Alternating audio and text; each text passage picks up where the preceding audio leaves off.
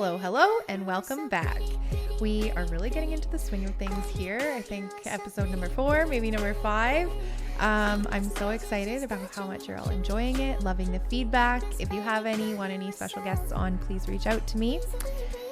But if you are new here, this little passion project turned podcast is aimed at introducing you to the movers, the makers, the shakers, the business owners, the creators, and the innovators of your small town. So today we have with us your friendly neighborhood dress dealer. And we're going to have to get into an explanation about this one. But we have Kendra here from Moxie and Mine. And we want to know all about what you're doing. Yeah. So first and foremost, I think I saw a post on this a while ago, but for everybody listening, Moxie and Mine, where did the name come from? Okay, so the name is a little bit of sugar and a little bit of spice. Okay. So I don't know if you know what Moxie means. No. A lot of people don't know what the word means, but it's actually a word that is a slang word that comes from a brand that was around in the 40s, and then it became a popular word after. But it means to have like strength, guts, vigor, pep, that kind of thing. So it's just always been kind of an important, influential word to me. You. Yeah. I love that. Yeah. And then mine is kind of like a term of endearment is how I think of it. So you're mine, and kind of put them together. And I just thought it sounded really nice. It does sound so nice. Moxie and Mine. Okay. And what is Moxie and Mine? What is the business? Yeah. So Moxie and Mine, we resell vintage and designer clothing. Mainly bridal is our specialty. Right. But when we started, I actually wasn't doing the bridal at all right in the beginning. Oh, okay. So a lot of people don't know that because the bridal started very quickly just based on demand. Okay. But yeah, so I started out with reselling vintage and designer, like everyday dresses. Okay. Mm-hmm. Okay. I didn't know that. So when did the business open? March 14th, 2022. Okay. And is that when you had this first storefront? No. So I started from home. Okay. Yeah. I started from my bedroom. Okay. Yeah. Launched on Facebook Marketplace. Okay. Yeah. Cool. So how did you get into this? Like what's sort of the passion? Okay. So I would say I've always wanted to resell clothing. Okay. Probably like had the idea first when I was around 17. I was thinking I was going to school for fashion at the time, like fashion communications, that kind of thing. Yeah. I was like, oh, I'll have an eBay shop and I'll like sell all kinds of vintage dresses. Cool. Yeah. And then I ended up going to post-secondary for graphic design instead of fashion. Okay. I was like, just want to like maybe more hands-on instead of fashion. So more hands-on design kind of stuff. Okay. I realized I hated sewing as well. Yep. So I decided not to go down that route. Okay. But yeah, so it's always been in the back of my mind forever. I've always wanted to be an entrepreneur. I've had a couple of businesses before this. Okay. Then I did get a head injury and I was teaching graphic design at the time. Okay. And then just found like teaching was just too hard with worrying about memory, migraines, screens all the time. Okay, yeah. And so I was like, okay, I need to just take all of my talents and passions and put them into one thing to build my own brand. Amazing. What I wanted to do. Yeah. Wow, that takes a lot of guts. A lot of at like this time where my health isn't very good, but I'm like, if I do that and just like put everything into it, then I'll be able to manage my own schedule and have keep the flexibility, healing at my own have pace. the that's ideal. And you're a mom too, right? Yes.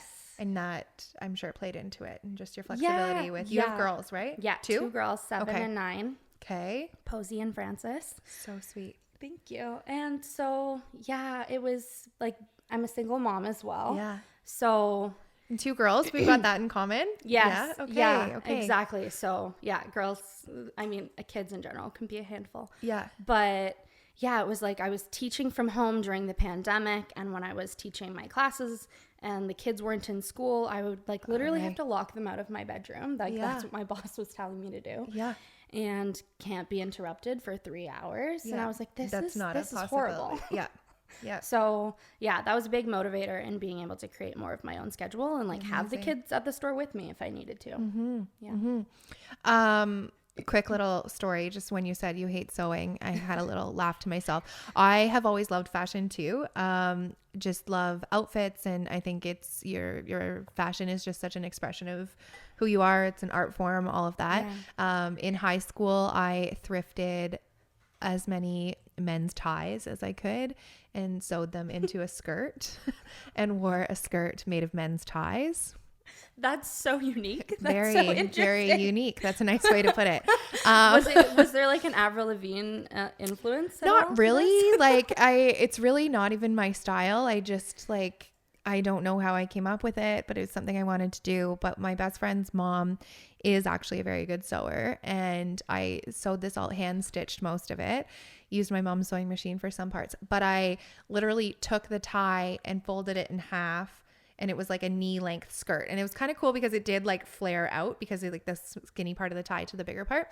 But then I showed her and she was so disappointed in me because of how thick it was. And she was like, you should have just cut like the front of the tie so that it would be a normal thickness and you could actually wear it. I did wear it to school. It would be warm. It would be. It was warm. Yeah. I did wear it to school a couple times, which is a little bit embarrassing. How old were you? Too old. Grade 11 maybe. So a little bit of insight into high school really Darcy. If you were like really young or something like that. No, I wasn't. That's really cool. I did hot glue gun a lot of clothes. Yeah. So that was a big thing for me. That I was like, I'm not sewing this. I'm gonna hot glue gun it. That same friend's mom used to tell me that I can't hot glue gun my clothes because that means they can't go in a hot wash or in the dryer. Right. But if you know that, then I think you still can hot glue gun. And I still hot glue gun to hem many of my pants. Things. Yes. Oh, that reminds me. When I was a kid, I actually used to make clothes for like my Barbies. Yes. And did you have Groovy Girls when you were little? I was obsessed with those. So yeah, I feel like fashion has always been part of my life since I was really little. So I grew up in downtown Kingston, and like little me, like 9 years old, would like go over to the fabric store and like ask for all the sample fabric and bring it home and just like make all these crazy creations for my dolls. Me too. Oh, I love that. Yeah, it's like a lot of nostalgia with that. I absolutely love it. Okay, so that kind of all transitioned. It's definitely been like throughout your life has been a bit of a passion. Mm-hmm. And then you saying you needed a change, like it wasn't working with the life that you were wanting for yourself, putting all of your sort of passions, interests, and skills together to create Moxie and Mine. That takes huge risk. How did you get there? How did you know like, okay, I'm going to jump in with 2 feet? Mm-hmm. I think it was like really just feeling like I didn't have a choice. I wanted to make something work, and I was like, I knew that if it was going to work, I would have to go all in. Like with my previous businesses that I had, it was like more like part-time. Like when my kids were young, I did a kids apparel line called House of Posy. Okay. And it was hand printed onesies and t-shirts. So I would like hand carve these stamps and then block print all these designs. Wow. And so I knew that could have really been something too if I had done it full time and really stuck it out. But then like having my second child, I was like, this is too much. And it was like, since everything was so hand done, it was very time consuming. Yeah, that's true. Okay. So started Moxie and Mine, I guess you said sort of online was the start of it. Yeah. Okay. Mm-hmm. And then did it reach a certain success level for you to move to the storefront, or what was that transition like? Yeah. So when I started it in March, I was doing like selling everything through Marketplace. Mm-hmm. And then it was crazy busy. Mm-hmm. And then I sold one wedding dress for my sister, actually, that she had thrifted. Wow. She wasn't even getting married, but she was like, this is so gorgeous. Like, you should sell this. And I was just like, I hadn't intended on selling bridal, but I always had something about bridal and weddings in the back of my mind. Like, I just felt like maybe something would come, but I didn't know how. Okay. And so she said that, I was just like, yes. Mm-hmm. So I did it and like made her quite a bit of money on the dress. Wow. And like split the profits with her essentially. I think it was my sister. I think I gave her most of the money. Yeah. But she let me keep a little bit.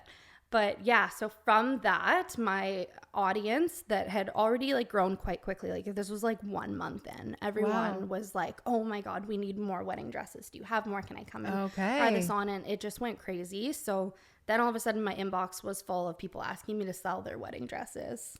So that's how the bridal consignment piece started. Okay. Yeah. So then I realized I love hearing everyone has these dresses and what a market. Yeah. I love hearing about the like fall into your lap kind of business pieces and how we kind of come up with these ideas, but some like they often transition and pivot because something else sort of falls in. So I love hearing that. So so people were reaching out to you to sell. Okay. Yeah. Okay. Yeah. And then once that got going, I started reaching out to people that had their dresses for sale on Marketplace as well. I would say, hey, I can sell this for you on consignment in my store. Right.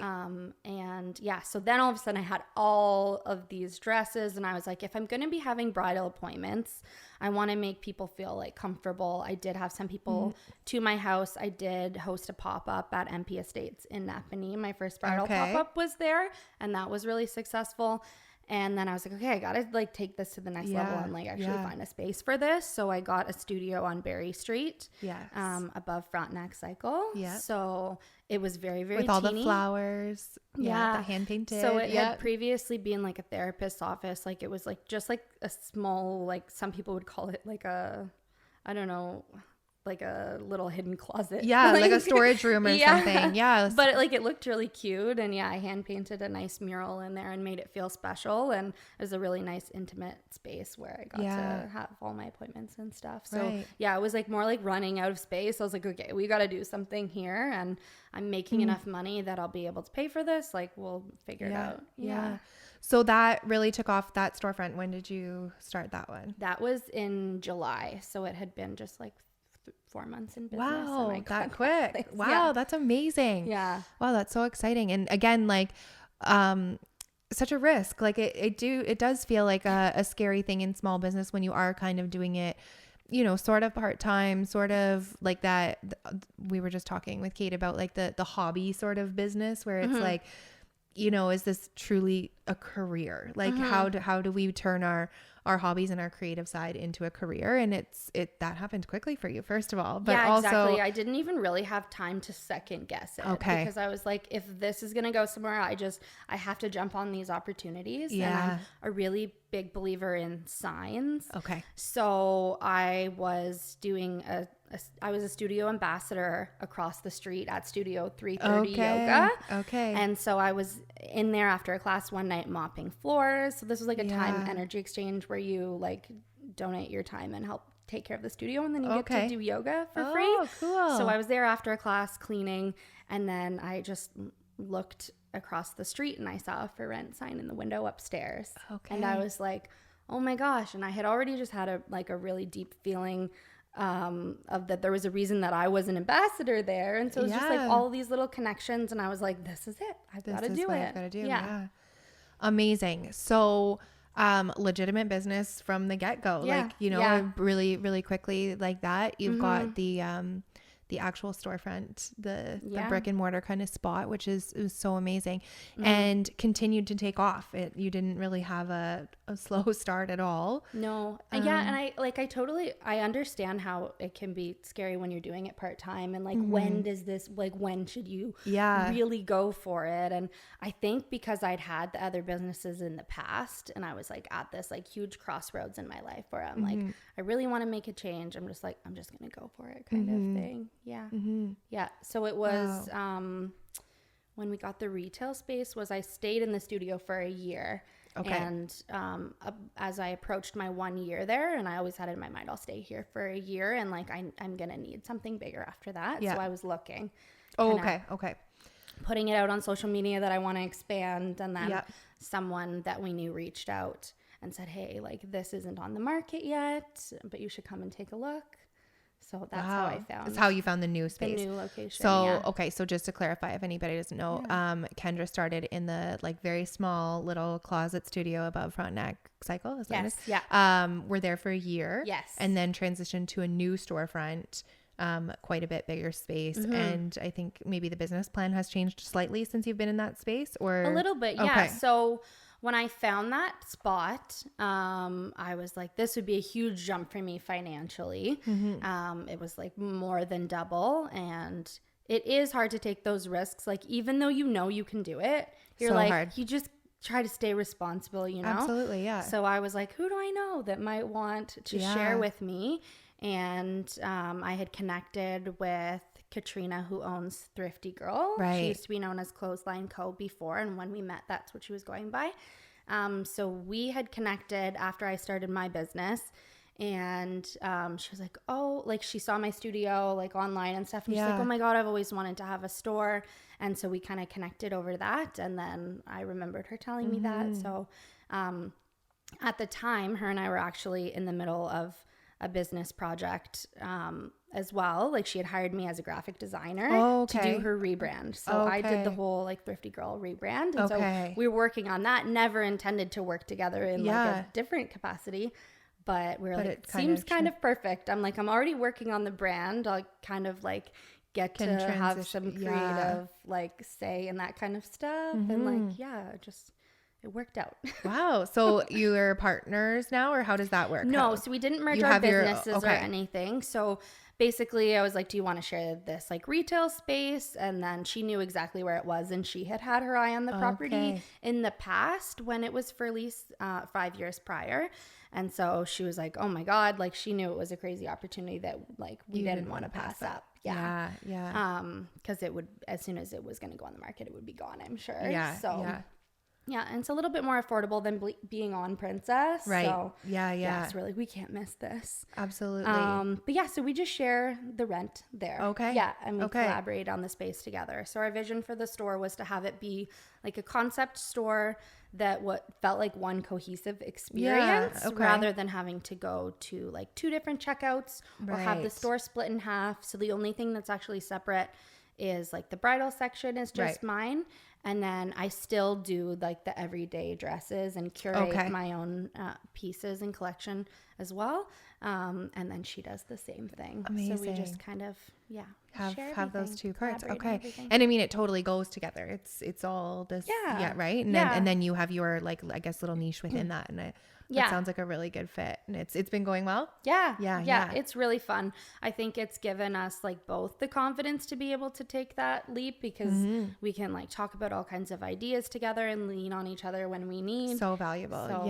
We were talking really in the Grabbing Grapefruit episode about the benefits of like a business partner and how so many business owners are independent and how isolating that can be. Yeah. And I mean, you're still an independent business owner, but to have that connection through somebody else, somebody to like bounce those ideas off of and run through some of the struggles, but also like somebody to celebrate your successes with and stuff, that is so valuable. And something I feel like I am like always recommending to people is like to find that friend within small business, at least, that you can share that stuff with. So super cool that you have that piece is definitely like life-changing in that kind of way, that you don't feel alone anymore. You're not second guessing as much, because I guess you had that transition. You were alone, like so in the previous. Whoa, like this is awesome. Yeah, you have both perspectives. Someone that like has very similar goals, like wants to go somewhere similar. Whereas like I feel like was a lot of people in my life that weren't entrepreneurs, right? Yeah. So I feel like a lot of entrepreneurs struggle with that, because it is a very different way of thinking. So it's isolating because not everyone dreams that big, right? Even societally, like we're very pushed, like the pension, the benefits, the security, we're often taught, and I've talked about this before, but just that passion that you have, that creative side that you have is a hobby and like to make money at that. And I think that there's so many of us that are truly built to do this. I do also would love to do a research paper someday on the connections between motherhood and entrepreneurial like mindsets, because I do think just our ability to multitask, wear multiple hats, our ability to redirect energy really quickly, like all of those things I think really comes with motherhood. And then you add that piece also, and it's just such a natural fit for so many. I have so many questions. I'm like, they're all like spinning around in my brain right now. The transition to the new store and the size and the space and all of that, are you somebody that like jumped into that with the mindset, like obviously knowing your financials, knowing how that was working for you previously, and just like, I got to risk it and do it? Or are you somebody that needs to sit down, lay everything out, see how long it's going to last? Like how much of a planner are you? I think I'm a little bit of both, honestly. Yeah. Like, yeah. I don't know. Like, I used to be so type A, but like before the injury, when it comes to that kind of thing, like my work. Okay. And then after hitting my head, I feel like I had a lot less worries. Okay. After, losing a few brain cells. Yeah. So it's like you're not as worried. So I'm kind of like, maybe I'm in the middle now. Somewhere in the middle. Okay. But I think I felt confident enough because I was like hardcore tracking my sales like every single day. So I knew exactly what I was making. So I was like, okay. So I would like diary that every single day, like notes in my phone, every single sale, like what I bought the item for, what the profit was, and that kind of thing. So definitely, you're I was on like, it. I know it'll work because I know how much. Like pretty easy math, right? Yeah. Okay. What is an aspect of business ownership that you do not like? Well, speaking of money, I don't love math. Okay. It is really like rewarding to see like what your profits are, and like that aspect is exciting. But like crunching all of the numbers and just like how much is involved now that the business is bigger, that's a lot sometimes to comprehend. But once it's done, I feel so good about it because it's really motivating. That's true. When, when things are going well. But like it makes it fun because know that like you've put so much in and you can like see those results on paper, so to speak, which like you don't always get to see when you spend like so much time in the business. But, and I do think that when we have that like more creative spirit, the numbers piece is like, it's a little bit of that like, oh, that's not the fun work. That's not the work I want to be doing. But that is a good perspective that you're sharing there, where like that is kind of where you can see your success and be like, okay, the hard work's paying off because here are the numbers to prove it. So that is a really valuable piece that you're adding. Logistically, what was something that you really had to learn going to a storefront? So I'm not in a storefront, and it actually intimidates me when you're talking. I'm like, you just 4 months in, you just got a storefront. Like, I think that's so amazing. But what was a piece that you're like, oh, I didn't know that, or I had to research that, or I had to like, I just didn't know about this. Yeah. I think I've always been like, overly positive, and like always in my life I'm like, oh, like no worries, like that's all, it's all gonna work out. And so that can be a blessing and a curse sometimes, because if you are always thinking that and then it doesn't work out, it's extra heartbreaking.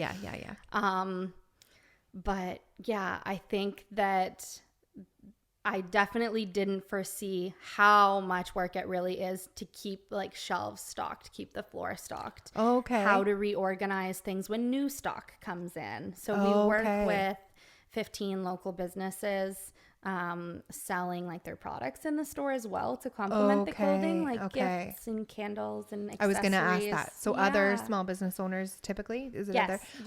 Can sell their products within your storefront. Yeah. Okay. Amazing.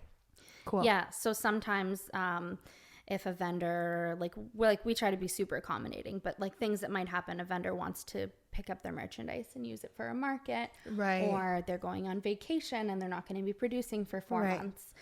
Right. So there's so many variables when you're working with that many different people. And then, even if one person pulls their product, how are you going to fill that space super quickly when there's not very much notice? So then there's like a huge gap in the store.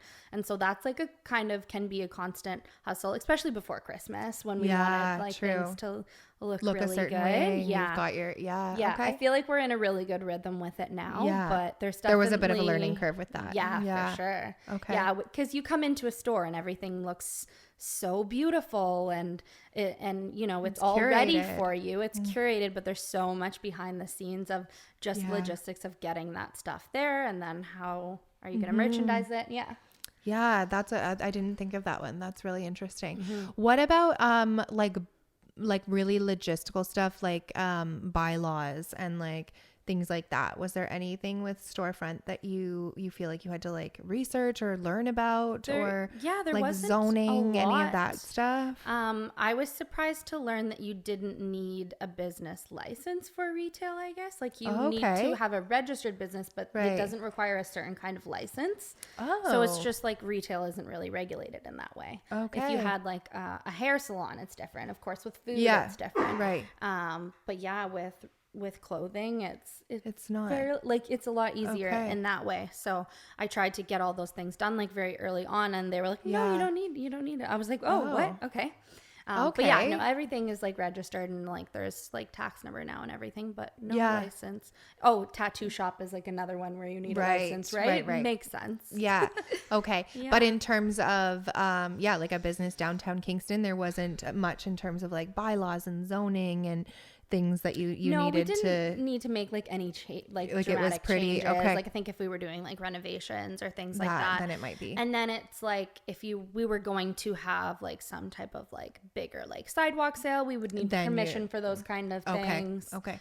Yeah. So for my old space for the studio, I did want to have like a food truck as part of my grand opening, and so I did look into a permit for that, and it was gonna be crazy expensive, so I didn't do it. So that's the kind of thing that it's like, oh, like you can dream so big, but then there's the logistical little piece of actually having it happen and how much money it's gonna take. Like then not practical. That's good to know, because that's actually been like, I mean, obviously of course food is different. I would need to look into that, but that has always been a little bit of a like intimidating factor to me, is like, well, what are all the pieces that I would need to know? What are the rules? What are that, those kind of components. Yeah, so that was a cool learning experience. Just like I did go to the city. I made like a whole mock-up of my plan, and then it was like they didn't say no, but it was like it was gonna be this much money, and so I was like, okay, that's not happening. Worth it. Like I think it was gonna be like $2,000. Wow, just for the permit. Yeah, for them to be allowed to park on the city street for that. So yeah.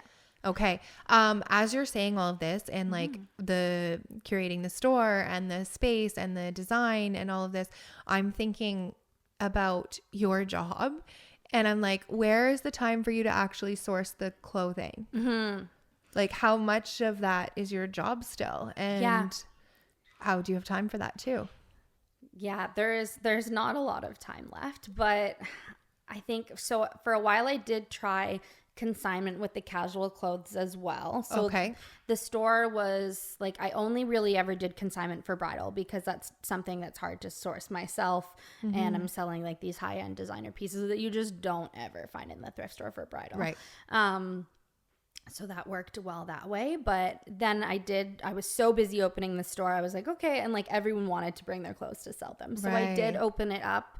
And then it was just too demanding in combination with the consignment for the bridal. Like it's so much back end and admin work, to price everything and to like create SKUs for everything. And so I prefer to have just like my own collections of that kind of thing. And I was kind of like collecting and preparing before I started the business anyways. So I had some things already, and it's kind of just like part of my lifestyle is thrifting anyway. So when I'm there, I'll source for myself. When I'm traveling, I'll pick up things. So yeah. Okay. So if like a whole bunch of dresses sell in the next month, how are you able to restock? Like, how is that? Yeah. And that's the tricky piece. Then I'm stuck in the store and I can't. So that's a challenge for sure. And there's like a high demand for even like people looking for dresses already to wear to weddings, and like if we're not selling enough in the store of those items, then I can't really like afford to replenish them either. So that's tricky, and I can't really say that I have it all figured out yet. And I'm sure that is kind of a forever that's part of the business. It's kind of your forever balancing between those like ups and downs and the ebb and flow of busy and not seasons and things like that. What is something about the small business community in Kingston that you've been surprised by? Surprised by? I don't know. Or like grateful for, blessed with, whatever. What are your thoughts? Well, it's really, really lovely. I think that it's just such a positive thing to be involved in, and that's totally like what I was missing when I moved back to Kingston. So I moved out to Edmonton in 2014. My kids were born there actually. So I moved home in the pandemic in 2020. And was teaching online, and it was such a big part of my life when I was living in Edmonton, and that's kind of how I found my place there. So it was really nice to get into business then here and just automatically connect with so many people, learn so many cool things, and just meet so many like-minded people that otherwise it's really hard to meet them and like find that. So that's I know that you love that. It's my favorite. I just feel like it's forever the thing that I did not expect, and the thing that it was like, I love this community. I love it through social media. I love it in real life. I just love, I love connecting in that way. And would say that it's more than the paycheck that comes with my small business. That's actually probably the thing that I get the most out of it. And yeah, you have like really jumped right into the small business community within Kingston. You're a huge part of it. Your social media presence, I think, really shows that, and your like collaboration. Like, I think you're constantly collaborating, and you just had the Galentine's event. Is that what it was called? It was the Galentine's Shop and Swap. So it was the third clothing swap that I'd hosted. And that's been a really cool way to connect with the community too. And previously did it just more so myself, and this time partnered with a bunch of businesses to have like a market aspect to it as well. That was really fun. And I think like that's definitely one of my favorite parts. I feel like maybe I wasn't surprised. I was just excited for it.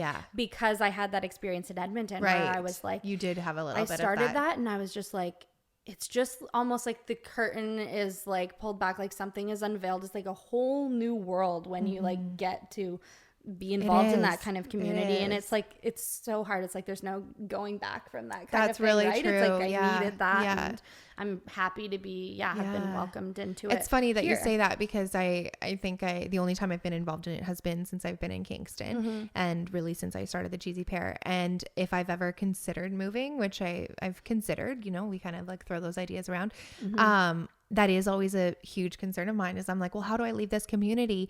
And it's always like, well, could I get involved in that community somewhere else? And so that is so true. How I felt moving back. Yeah, you're saying that, like, valid. And I think it's really impressive. Like, I know some businesses that have moved and then they're like right immersed in the community, and I think it just happens. It does naturally, and that's like so scary, and like, but it's so impressive. Like Jackie Hall Photography, she moved here from Saskatchewan, like moved her whole business, got her studio immediately, and I'm just like, wow, like that's so cool. And she's like fully part of the community here, and part of you just meet so many people, and like thank goodness that everyone is just like so warm and welcoming. I agree. It's really, really cool. Yeah. There's so many of us cheering the rest on, and I think that's a huge, that's like not always the experience in high school. And it's like, wow, okay, now like grown up we can see that, and that is a place where we really have grown up, and I love that. That's something so exciting for me.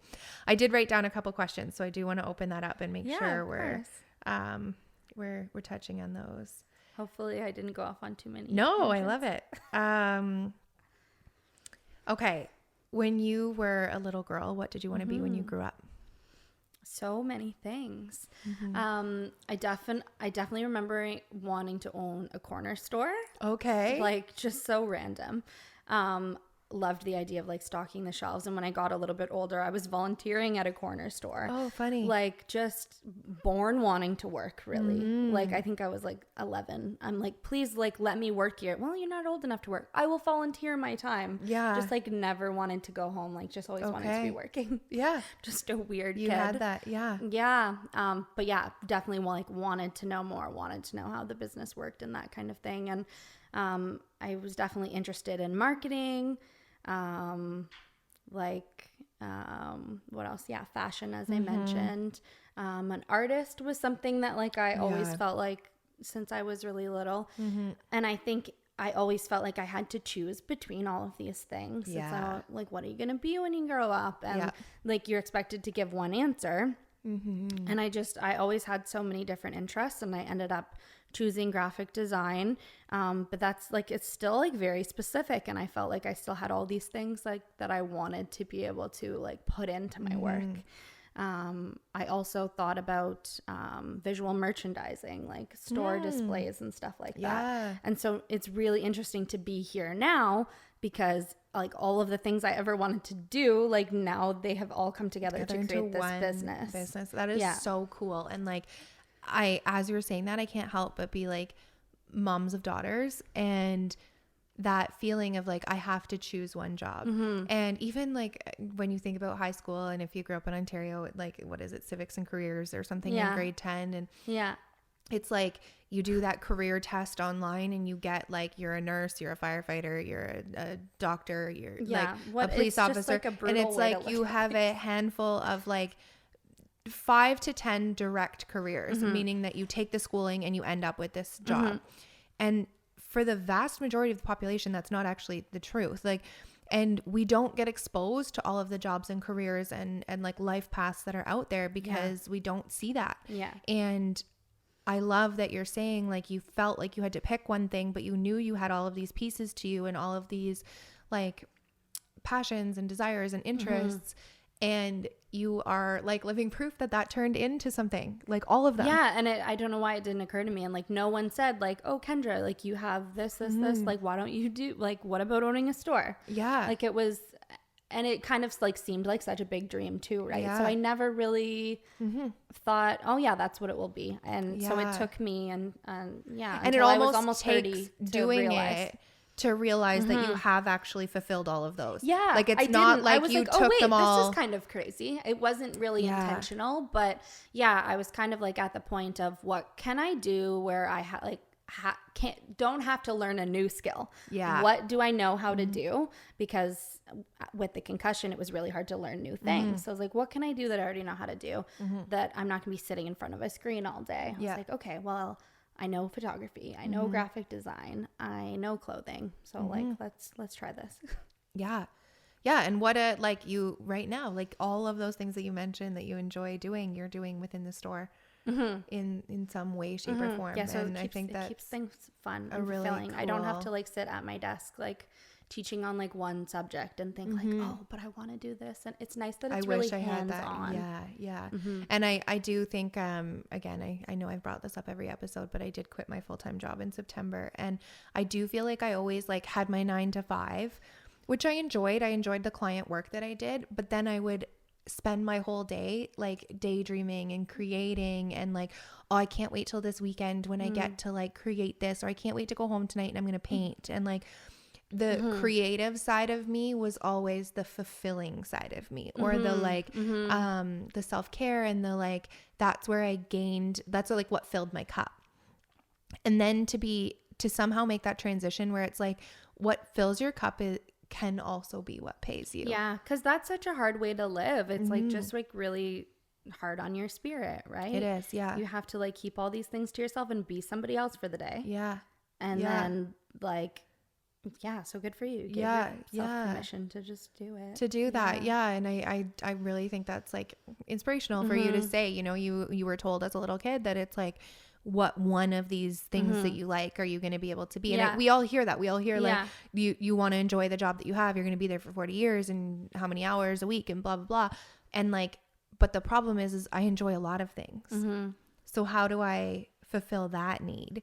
And I think entrepreneurship is like where you fulfill those needs, because it actually does fulfill so many. Exactly. And it's like the sky is the limit kind of thing. That's what I love most. It's like, okay, I can dream as big as I want. Like it's not all going to happen right away, but I can write it all down and I can know that, oh, I don't have to sit at a desk all day, wait till later to try to work on that. I can work on it right now. Yeah. And that feels really good. I don't feel that like trapped feeling anymore. That I just posted a reel yesterday of the like Miley Cyrus I was crying and then I just want a Grammy, like little clip, and I like was pretending to cry at the beginning, and then I'm like, I just want a Grammy. And what I wrote was like, I get to choose what I wear to work, I get to choose my hours, and I get to spend more time with my babies. And like the number of challenging things in small business ownership, there's a lot of them. It's a lot of work. It's a lot of time. There's a lot of effort. There's so much brain power. You're constantly thinking and transitioning and changing and pivoting, and like so many pieces to that puzzle. So many hats are being worn, But when you look at those benefits, like that's why we're all still doing this. Yeah. Yeah. I love you saying all those things because it's like I haven't really sat down to really think about the reality of what that feels like versus how I felt working for someone else. Yeah. And yeah, it's like I kind of felt like I was having to have this different identity and dress a certain way. And it's like all those things like really add up and weigh you down. And yeah, now I'm like proud to just wear whatever I want to work. I don't always look super stylish because I'm like, you know what? I'm the boss. I can wear what I want and I can be comfortable. And if I don't want to, and again, that's also to me like such a big, that ebb and flow of creativity is like, as creative people, it doesn't mean that you're creative 100% of the time. And I really, really find that flows. And, you know, I think that's something that maybe in the last like 8 months, that's been a really big learning for me, is that I'm really working on not forcing my creativity and allowing my creativity to flow naturally. When I'm in my peak of creativity, that's when I put stuff out there. But when I'm in one of those valleys, I'm like, I'm just not in that place right now. And that's okay too. And then sometimes when I'm in a little bit more of like my intellectual brain, and then I use that, the pieces of that for like the more math stuff, the more like back end, the more analytical things. And I think it's actually such a strength of ours that we do have all of those pieces to us, and using them to make our businesses grow. Yeah, I think that's really important. I was listening to the podcast that you did with Kelly, Bronze by B as well. Yeah. And you guys were talking about like how she doesn't schedule like her social media and she does it when she wants and that kind of thing. And that's the same approach that I take, because if I'm batch creating a whole bunch of stuff, which sometimes I still do, but when I feel good and when I'm inspired, otherwise it just like it's not going to come across good or entertaining at all, because it's not authentic. Absolutely. So I try to manage things that way, like when I feel inspired. I was just saying like I am in this like phase right now where I feel like January, a lot of things have not felt great for me, and I'm just like, I think a lot of people have that, you know, a little bit of like seasonal affective disorder, where in a little bit of a slump, and the only thing that is feeling great right now is social media for me. And I'm like, I am batch recording reels like crazy. I am like, my ideas with social media are just like running, but my ideas with product, my ideas with actual sales, my ideas with like customer retention, like that's not there right now. Like it's literally just social media. But then I will have a phase next month where I'm like, I post once a week. I'm like maybe showing up. I'm maybe sharing some stuff, and that's okay. And I think that's cool, because you're giving yourself permission to do that. And rather than like stifling that creativity and saying no to yourself when you don't need to, and then next month like forcing yourself, I think there can be that ebb and flow. And I think saving it, like that's where when we say like I think sometimes we get caught with like that natural ebb and flow, and then what we think the algorithm needs from us. And so it's like, okay, I'm gonna batch record a bunch and then I'll post one a day at the same time, or like something like that. And to me, I'm like, no, like, you know, maybe you do that for the week because you have those couple batched and recorded, but it's okay if next week you don't. And in my experience, I mean, I'm not like a huge social media person or anything like that. But in my experience, I haven't had much of a negative feedback from that. I haven't lost followers. I haven't for not being super engaging in one particular week or in one particular period of time. And I think, you know, I think I saw you, I don't know if you mentioned that in summer the podcast or you took an entire 4 months off, and like, that's crazy. It really didn't affect. I think it's really important to, I don't know, like I don't have a goal or anything of going viral. I know that like it would, like maybe it would help business in a sense, but at the same time, like we both have really local businesses. Like I don't need to go viral because my clients are here. Yeah. So like maybe it looks good, right? The numbers look good, but I'm like, so I don't really, I try not to pay attention to that stuff too much. I know. Of course, it's like, it's really hard when you're consuming so much of that tells you that it should be a certain way. So, and I think it is that really like fun and exciting. Like, you know, I do check on the views on my reels, and stuff like that. And it is exciting. Totally. When you're like, oh my gosh, like 2,000 people, like how many is 2,000 people? And like, what is my concept of that? And I think that's really exciting. But I am not somebody that checks insights, because I truthfully, I hope to have somebody on that can teach me what I'm actually looking at with insights, because I have no idea what it is. So other than views, I really don't know. But I do think that piece can just simply be exciting. Oh, absolutely. Yeah, I totally get excited about views. Yeah. But I'm always trying to have this balance between, okay, like, does it need to matter today? Or, and then, because sometimes I will get really consumed with okay, I need to create like this many things today because I know I'm not going to be at the store. Right. And that kind of thing, like, because things move so quickly and especially like with the season, like knowing that the seasons are changing and what people are going to want, and just like always like with this type of business, always planning ahead. Yeah. And then, it's just always. That's actually like, something I would like to touch on. Yeah. It would be different for you and I, but there's a similarity in that. Do you feel a pressure with like season changes or holidays that doesn't match your flow? So I love holidays, like absolutely love holidays. Absolutely. For example, love Valentine's Day, love Halloween, 2 holidays I absolutely love. But when you tell me that I have to have content related to those holidays, it's just like something in me is like, no, I don't. Yeah. And I can't make myself, if it's not natural. And then that's when actually sometimes like guilt comes in, where I'm like, oh, but as a small business owner, like I need to be preparing for Halloween a month in advance, and I should be posting like Halloween related reels and doing all of that. And I would say that somewhere I do get caught up in a little bit of, like comparison and a little bit of like guilt and stuff like that. But you would have that on seasons probably the most. Yeah. And definitely with like seasonal based marketing and stuff like that. Yeah. That is hard. That's something that I do not like. And I didn't anticipate feeling like I was missing out if I wasn't participating. Yeah. And so navigating that was like, I was like, oh my God, I hate this. Yeah. I didn't expect that I would have to feel like I had to make a spring collection, like even though I should have, it makes sense. Yeah. I kind of rather think about making things that I know that customers have told me that they're looking for, and then I am always happy to do that. But when it's something associated with a season or a holiday, I don't love it. And I think that a big reason why is because like with my sustainable values, I feel like that is kind of like targeting like increasing consumption and especially related to like holidays, where like it's so much of it is like decor, like you need this. And so sometimes I tend to not love holidays because of that. I'm like, I don't really like decorating for the holidays, right? And I'm like, because there's so much waste. Yeah, I'm like, where am I gonna put it all? And I have to take it all down. Yeah.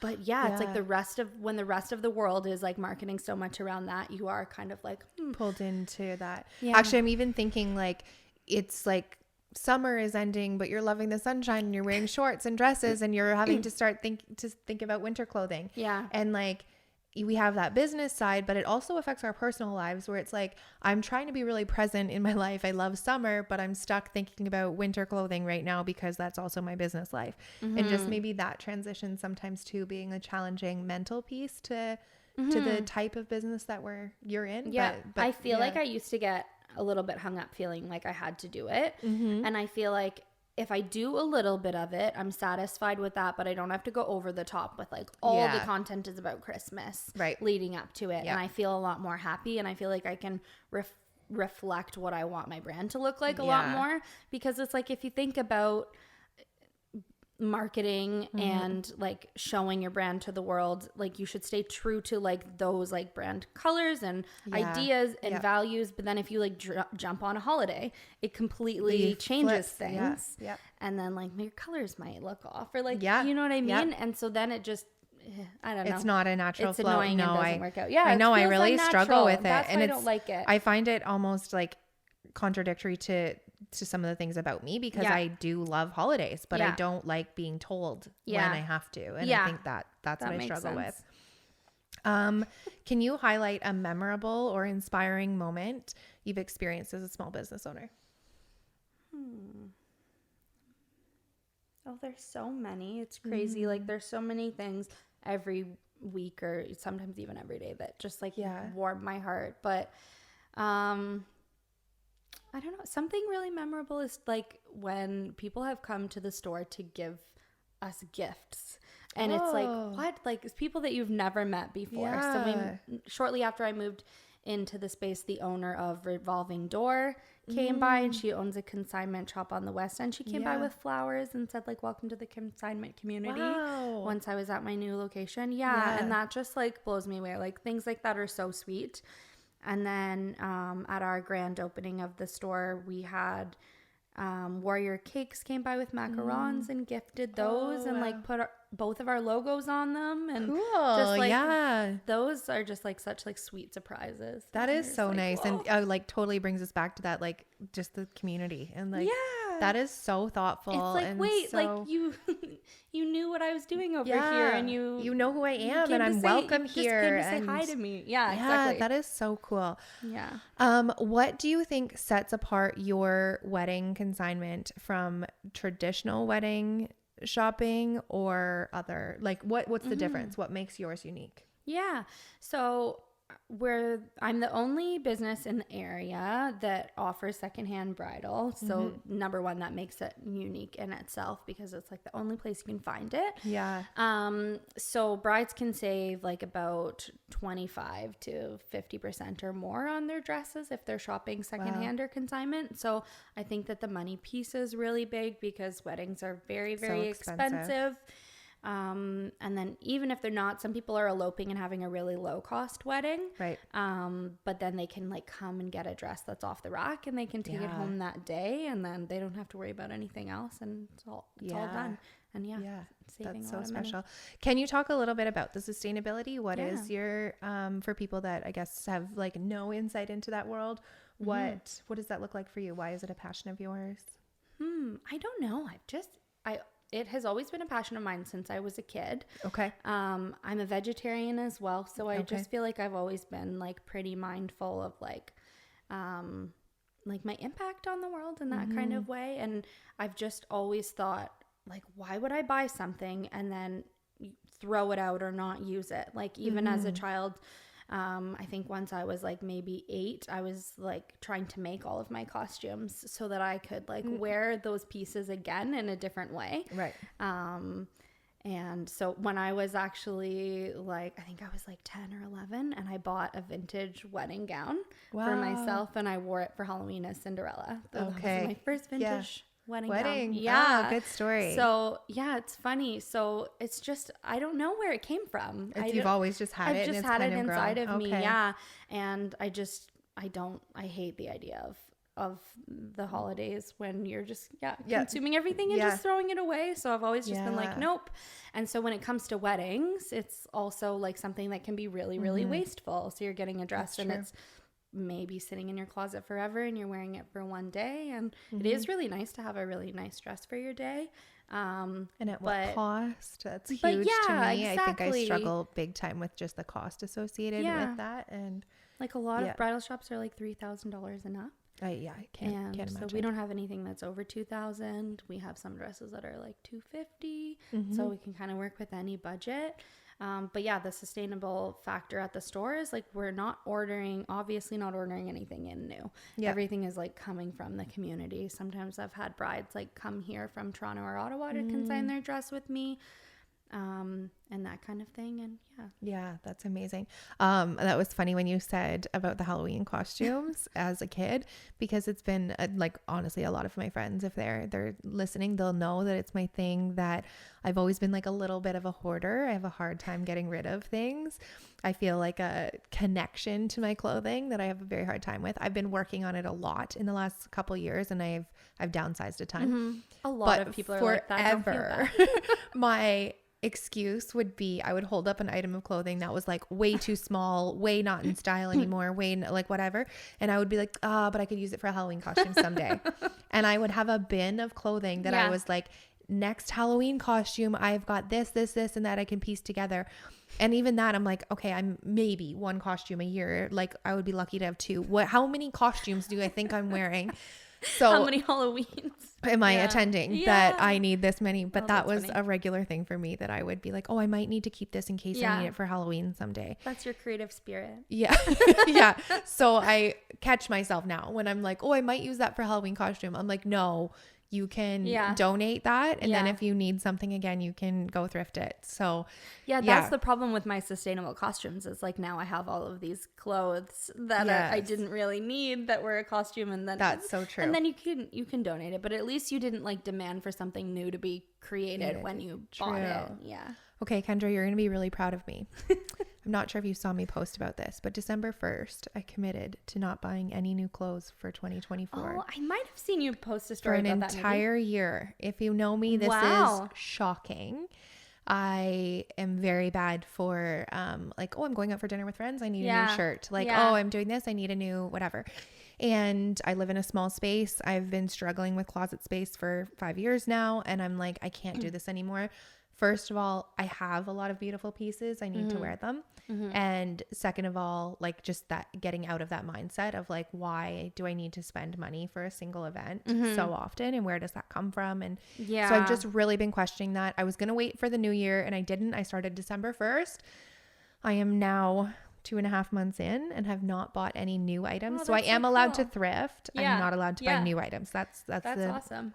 The only exception, I did have to buy new winter boots. That's the only thing I did buy. So full disclosure, my winter boots had a hole in them and I was consistently getting water in. So I did go purchase brand new winter boots. Other than that, I'm not. And that's fine, right? Like I think some people get worried about like there being like judgment in the sustainable community. Right. And like I always feel like I need something new to wear for events and stuff like that too. Yeah. And but I think I've been just like thrifting so long. Like my mom brought me up in the thrift stores. Yeah. That is new to me. Yeah. So I think it's just about like shifting that mindset, right? And I think you'll have like a lot of fun just like going thrift stores. Yeah, and I have get to like try clothes that like you wouldn't normally try and like that like aren't trendy and you're like, oh, but that's really cool. I really like that. Yeah. And I have always loved thrifting. It's not something my family did much of. My mom likes it, but like it was never a huge thing. My sister can't stand it. Walks in and can't stand the smell. Yeah. But I do think it's very fun. I think I've just never cut out the time to go thrifting. Yeah. And so that it kind of has to like become a hobby because of the time that it takes. Does. Yeah. It takes a lot of patience for sure. Most people hate that aspect. Yeah. And I like it. I just need the time. Like I do need to create it. And I will say like I don't know if I've ever had a thrifting experience that I didn't walk out with something I was over the top excited about. Yeah. So that's been really really so special. Much possibility. So I think that's a big component of that as well. With talk about like specific to the bridal thing, do you think that you are influenced by or like your collection is specific to any trend or specific to any style, or are you very open to all of the styles, all of the options? It definitely is. I do curate the bridal collection. I think it's really important because that's what kind of sets it apart from like the bridal section at Value Village kind of thing or another thrift store. It's not just whatever comes in. So I did have like more vintage bridal in the beginning, but based on demand, I found that like there wasn't a ton of like vintage brides, even though like that's something that I'm really passionate about and like.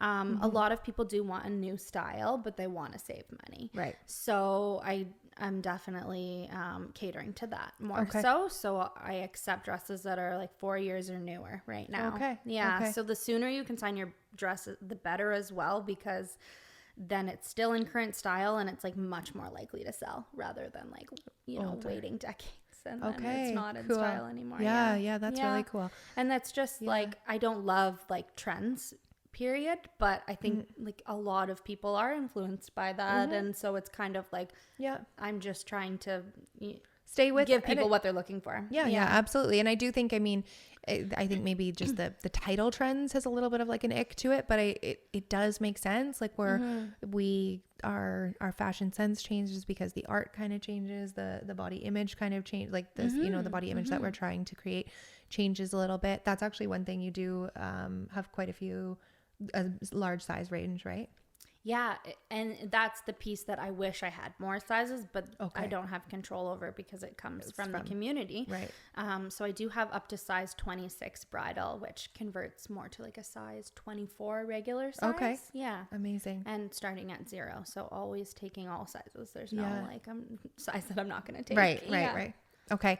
Amazing. Random question from one of our followers. Okay. What is your favorite condiment? My favorite condiment. I guess, do I have to pick one? Mustard was the first thing that came to my mind. Okay. I feel like so good on so many things, but also hot sauce. Oh, okay. Yeah. I'm a Hellmann's mayonnaise kind of girl. Okay. I could literally eat it by a spoonful. Yeah. I actually remember so well a dinner in high school, like family dinner. We were just sitting at our table and I always had Hellmann's mayonnaise on the table.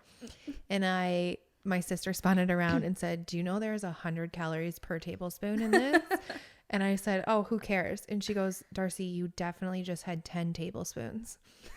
So that would be 1,000 calories of mayonnaise that I consumed in one sitting. My daughter has been doing that with Nutella recently. Yeah. And I'm like, how do I stay like body positive without bringing up the calories in each? Yes. Because it's like that's a little wants it as her bedtime much. snack, and then she wants to wake up and have more Nutella, and you're like, no. Yes. Yep. It was a little eye opening, so I've cut back on the Hellmann's mayo a little bit. Okay. But mayo is pretty good. Really, really good. Yeah. Okay. Question I've been asking everybody, but who is somebody you're loving, following right now? A small business that you're super loving, maybe they're new to you, maybe you're loving what they're doing right now. I know you probably have hundreds, but just one that's standing out. I do know that you ask everyone this, and I should have prepared. That's okay. It's hard. Sometimes it changes by day. Like sometimes today I'm like, oh, I love this person right now. I love what they're doing. I love what they're putting out there. But just somebody that you're like, oh, they're great. I'm trying to think. I guess grabbing grapefruit is the first thing that comes to mind. I love all the lifestyle content, and that's something that I'm like envious that I don't have more of. Well, I was going to say, I do actually think you do a lot of, I don't know what the word is, like the raw. Oh, really? Raw. Yeah, that's I think nice you're, to hear, I think you're very good at that. I'm never doing enough of that. No, it's something I would associate with you, is that I think you do really raw videos, really like raw branding. And I love that. Yeah. I think I've definitely forced myself to do that, because it's like, if I have to wait until like I look good or feel good all the time, then it's never going to get done. So I'm like, okay, I just got to do it the way I am right now. Putting myself out there. Yeah, that's key. Yep, those grabbing grapefruit girls, they're good. Yeah, they're awesome. They're good. We love them. Yeah. Okay, well, thank you so much for being here. Thank you for I absolutely me. loved having really you. Nice. Yeah, now for anybody, I just want to ask you all the questions. Yeah, we'll do a role reversal. I will let everybody know that I've never actually met Kendra, so this was a really exciting one, because I really wanted to get to know you and who you are and what you're bringing to this community. Yeah, we have to go for coffee now. We will. We're officially friends, and and I want to thank you for being here. XOXO, your friendly neighborhood podcast host.